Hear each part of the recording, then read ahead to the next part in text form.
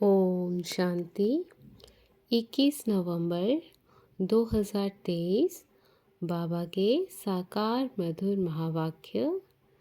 बाबा कहे, मीठे बच्चे, सेकंड में मुक्ति और जीवन मुक्ति प्राप्त करने के लिए मन मना भव, मध्याजी भव। बाप को यथार्थ पहचान कर याद करो और सबको बाप का परिचय दो। प्रश्न, किस नशे के आधार पर ही तुम बाप का शो कर सकते हो? उत्तर, नशा हो कि हम अभी भगवान के बच्चे बने हैं, वह हमें पढ़ा रहे हैं। हमें ही सब मनुष्य मात्र को सच्चा रास्ता बताना है। हम अभी संगम युग पर हैं। हमें अपनी रॉयल चलन से बाप का नाम बाला करना है। बाप और श्री कृष्ण की महिमा सबको सुनानी है। गीत, आने वाले कल की तुम तकदीर हो। ओम शांति। यह गीत तो गाए हुए हैं स्वतंत्रता सेनानियों के। बाकी दुनिया की तकदीर किसको कहा जाता है, यह भारतवासी नहीं जानते हैं। सारी दुनिया का प्रश्न है। सारी दुनिया की तकदीर बदल हेल से हेवन बनाने वाला कोई मनुष्य हो नहीं सकता। यह महिमा किसी मनुष्य की नहीं है। अगर श्री कृष्ण के लिए कहें तो उनको गाली कोई दे ना सके। मनुष्य यह भी नहीं समझते कि श्री कृष्ण ने चौथ का चंद्रमा कैसे देखा जो कलंक लगा। कलंक वास्तव में न श्री कृष्ण को लगते हैं न गीता के भगवान को लगते हैं। कलंक लगते हैं ब्रह्मा को। श्री कृष्ण को कलंक लगाए भी हैं तो भगाने के। शिव बाबा का तो किसको भी पता नहीं है। ईश्वर के पिछाड़ी भागे हैं ज़रूर, परंतु ईश्वर तो गाली खा ना सके। ना ईश्वर को ना श्री कृष्ण को गाली दे सकते। दोनों की महिमा ज़बरदस्त है। श्री कृष्ण की भी महिमा नंबर 1 है। श्री लक्ष्मी नारायण की इतनी महिमा नहीं है क्योंकि वह शादीशुदा हैं। श्री कृष्ण तो कुमार है, इसलिए उसकी महिमा ज़्यादा है। भल लक्ष्मी नारायण की महिमा भी ऐसे ही गाएंगे।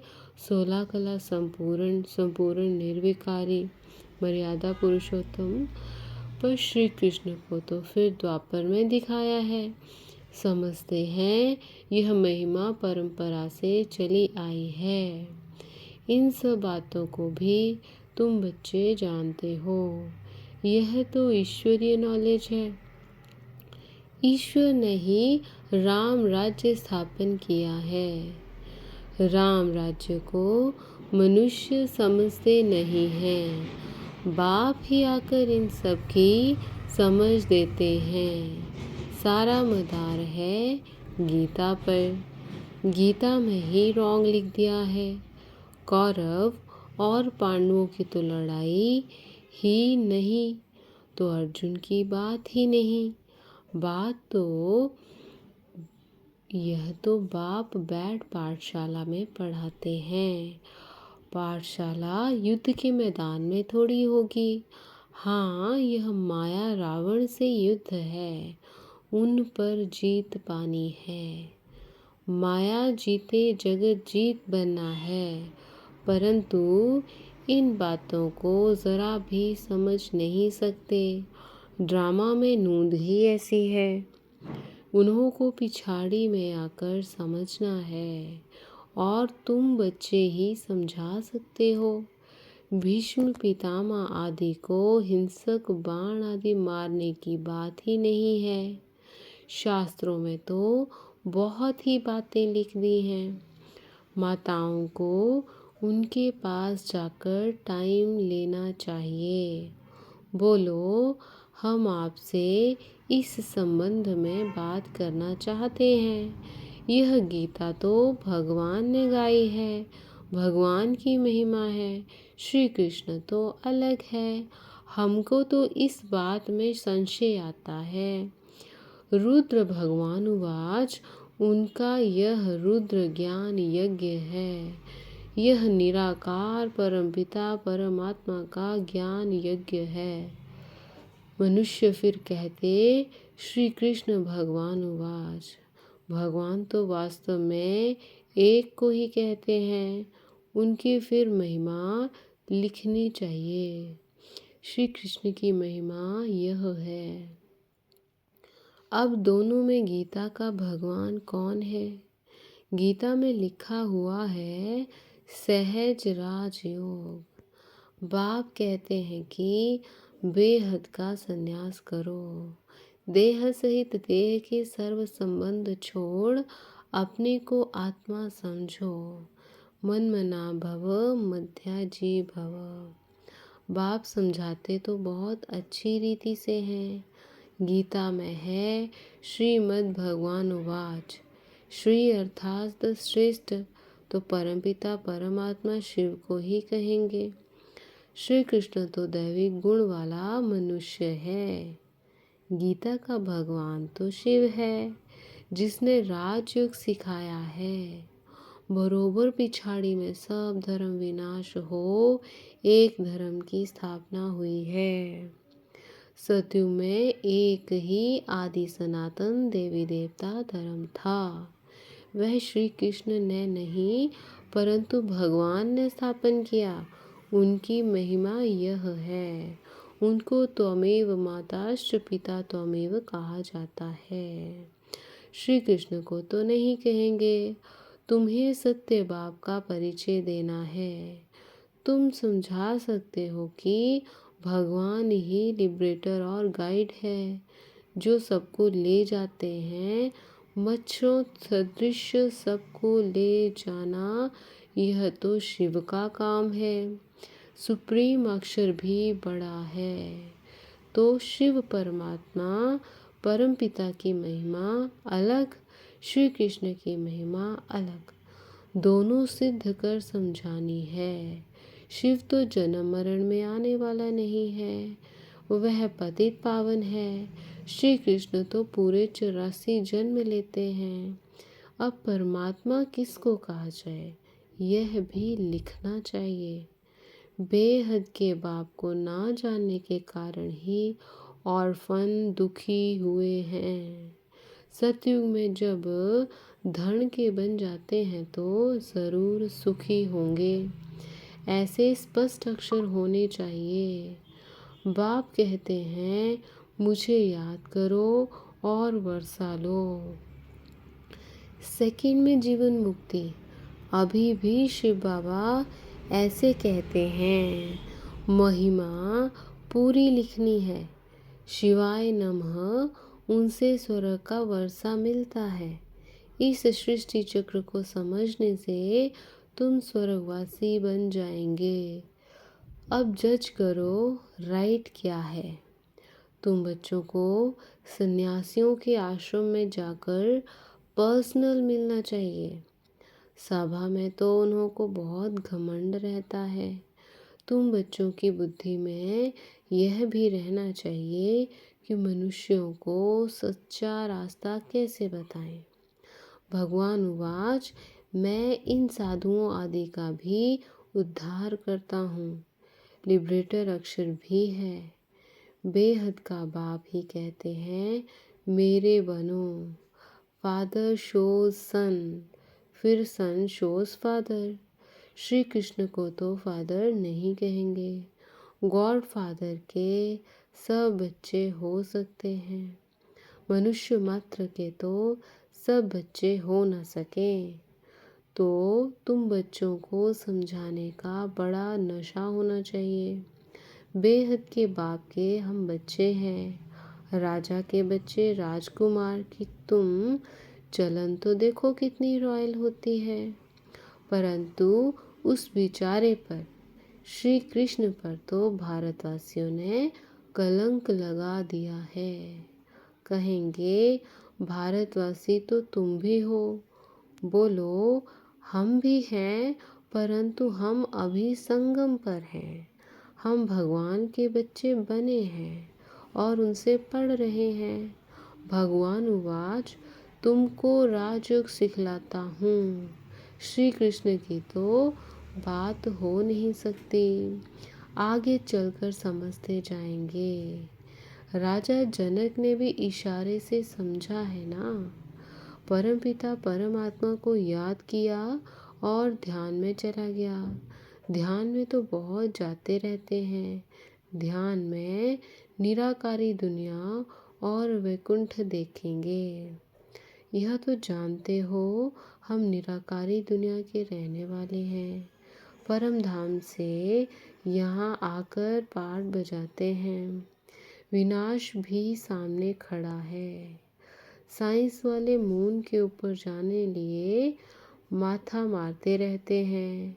यह है अति साइंस के घमंड में जाना, जिससे फिर अपना ही विनाश करते हैं। बाकी मून आदि में कुछ है नहीं। बातें तो बड़ी अच्छी हैं, सिर्फ समझाने की युक्ति चाहिए। हमको शिक्षा देने वाला ऊंच ते ऊंच बाप है। वह तुम्हारा भी बाप है। उनकी महिमा अलग, श्री कृष्ण की महिमा अलग। रुद्र अविनाशी ज्ञान यज्ञ है, जिसमें सब आहुति करनी पड़ती है। पॉइंट्स बहुत अच्छी हैं, परंतु शायद अभी देरी है। यह पॉइंट भी अच्छी है। एक है रूहानी यात्रा, दूसरी है जिस्मानी यात्रा। बाप कहते हैं कि मुझे याद करो तो अंतमति सो गति हो जाएगी। स्पिरिचुअल फादर के बिना और कोई सिखला ना सके। ऐसी ऐसी पॉइंट लिखनी चाहिए। मन मना भव, मध्याजी भव। ये है जीवन मुक्ति की यात्रा। यात्रा तो बाप ही कराएंगे, श्री कृष्ण तो करा ना सकें। स्पिरिचुअल फादर के बिना और कोई सिखला ना सके। ऐसी ऐसी पॉइंट लिखनी चाहिए। मन मना भव, मध्याजी भव। यह है मुक्ति, जीवन मुक्ति की यात्रा। यात्रा तो बाप ही कराएंगे, श्री कृष्ण तो करा ना सके। याद करने की ही आदत डालनी है। जितना याद करेंगे उतना खुशी होगी, परंतु माया याद करने नहीं देती। अच्छा, मीठे मीठे सिखिलते बच्चों प्रति माता पिता बाप दादा का याद प्यार और गुड मॉर्निंग। रूहानी सर्विस तो सब करते हैं, परंतु ऊंच और नीच सर्विस तो है ना। सबको बाप का परिचय देना है, बहुत सहज। अच्छा, रूहानी बाप की रूहानी बच्चों को नमस्ते। हम रूहानी बच्चों की रूहानी माता पिता बाप दादा को याद प्यार, गुड मॉर्निंग और नमस्ते। शुक्रिया बाबा, शुक्रिया। रात्रि क्लास बाबा के जैसे पहाड़ों पर हवा खाने, रिफ्रेश होने जाते हैं। घर व ऑफिस में रहने से बुद्धि में काम रहता है। बाहर जाने से ऑफिस के ख्याल से फ्री हो जाते हो। यहाँ भी बच्चे रिफ्रेश होने के लिए आते हैं। आधा कल्प भक्ति करते करते थक गए हैं। पुरुषोत्तम संगम युग पर ज्ञान मिलता है। ज्ञान और योग से तुम रिफ्रेश हो जाते हो। तुम जानते हो अभी पुरानी दुनिया विनाश होती है, नई दुनिया स्थापन होती है।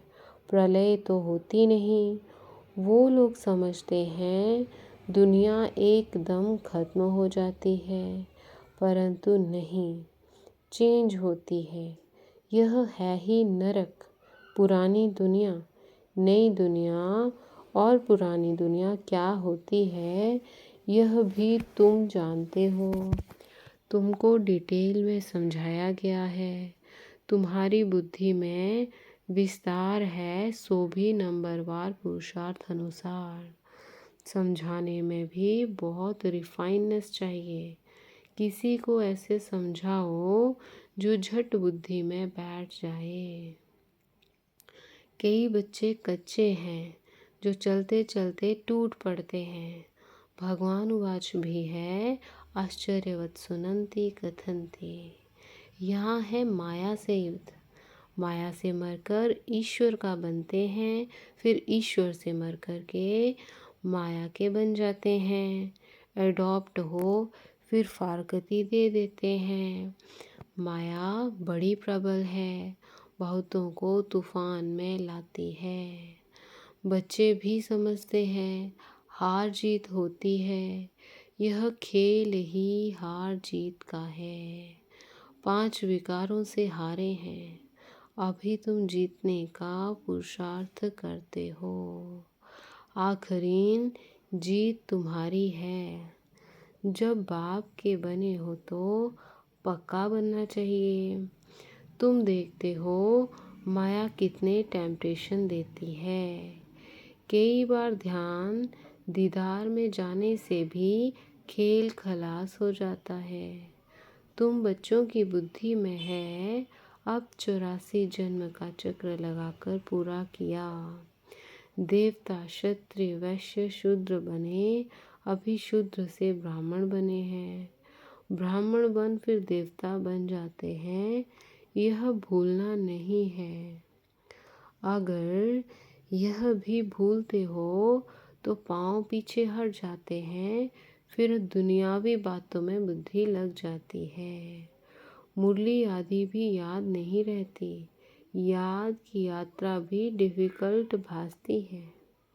यह भी वंडर है। कई बच्चों को बैज लगाने में भी लज्जा आती है। यह भी देहाभिमान है ना। गाली तो खानी ही है। श्री कृष्ण ने कितनी गाली खाई है।